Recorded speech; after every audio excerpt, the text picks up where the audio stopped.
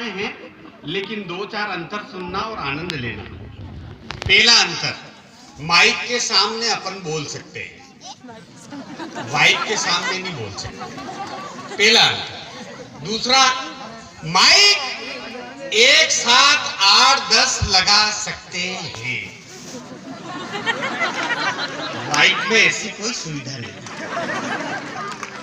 Mic पुराना हो जाए तो बेच सकते हैं, माइक में ऐसी कोई सुविधा नहीं। माइक ढंग का नहीं हो तो दूसरे का ले सकते हैं, माइक में ऐसी कोई सुविधा नहीं। लेकिन एक अंतर सुनना और आनंद लेना, और इस कवि सम्मेलन के सम्मान में ताली बजानी है आपको। पहले से नहीं, निवेदन करना चाहता हूँ, अभी लिफाफा नहीं आया है, नारायण जी बैठे हैं, लिफाफा तो आ ही जाएगा। निवेदन करना चाहता हूँ कि माइक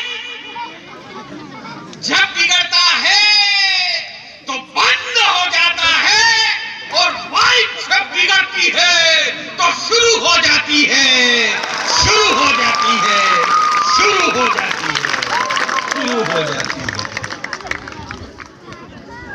आदरणीय विधायक जी यहाँ पर मंच पर मुरली भाई विराजित है।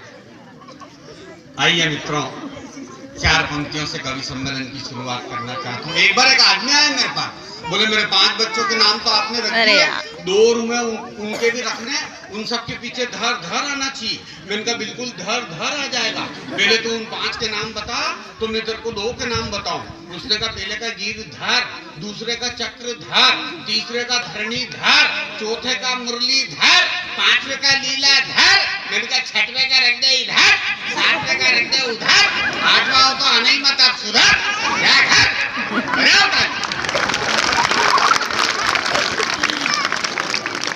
मजा आ रहा है? मुझे भी आ रहा है। बच्चे बिगड़ गए, क्यों नहीं बिगड़ेंगे? दिन भर में 70 चैनल देखते हैं, लेकिन इगोत्तरवा सवाल रात की 12 बजे अपने बाप से ही करते हैं।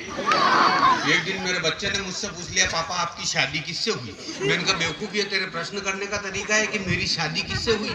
तेरी मम्मी से हुई, और किससे हुई? तो कहे पापा आप भी बड़े विचित्र आदमी है, घर की घर में ही शादी कर ली।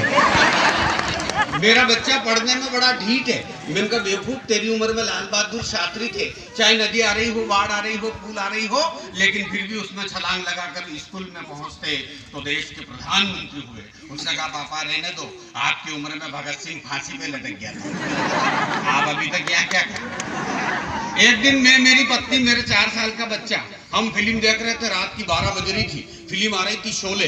शोले में आप लोगों ने एक दृश्य देखा होगा, धर्मेंद्र को बांध रखा होता है और अमजद खान बसंती से कहता है कि अरे वो छमिया, जरा हमको भी 2-4 ठुमके दिखाई दियो। तो यह दृश्य मेरी पत्नी को अच्छा नहीं लगा, वो उठ के बाथरूम में चली गई। मेरे मन में अमजद खान आ गया। मैंने कहा अरे वो बसंती, जरा हमको भी 2-4 ठुमके दिखाई दियो। तो इतने मेरा 4 साल का बच्चा रजाई में से मुंह निकाल कर बोला, बसंती इस कुत्ते के सामने मत काटना। मजा आ रहा है? मुझे भी आ रहा है। ये आनंद की बात है साहब, इस आनंद को हम परमानंद तक ले जाएंगे। गुरुदेव यहाँ पर बैठे हुए हैं, बहुत अच्छी अच्छी बातें होगी, हास्य की होगी, वीर रस की होगी, देश के बड़े बड़े कवि यहाँ पर विराजित है। आइए मैं इन सब का परिचय आप तक पहुँचाना चाहता हूँ, करना चाहता हूँ। आज के कवि सम्मेलन के सूत्रधार हैं हमारे बड़े भाई, हमारे गुरुदेव, जिन्होंने हमको उंगली पकड़कर कवि सम्मेलनों की दुनिया में लाए, आदरणीय नारायण जी निडर। एक बार जोरदार तालियां इस कवि सम्मेलन को। और साथ में इन दिनों इस पूरे देश में इनके पुत्र सचिन जी निडर, जो आजकल बहुत अच्छा काव्य पाठ कर रहे हैं, और अभी हमारे राजस्थान में भी बहुत धूम मचाई उन्होंने। तो सचिन जी निडर जी हमारे बीच में उपस्थित, एक बार जोरदार तालियां, आपको खूब हंसाएंगे, हास्य रस के कवि हैं। इनके पास में बैठे हुए हैं बड़नगर गीतकार प्रदीप की धरती से हमारे बीच में भाई तेजपाल जी तेजा,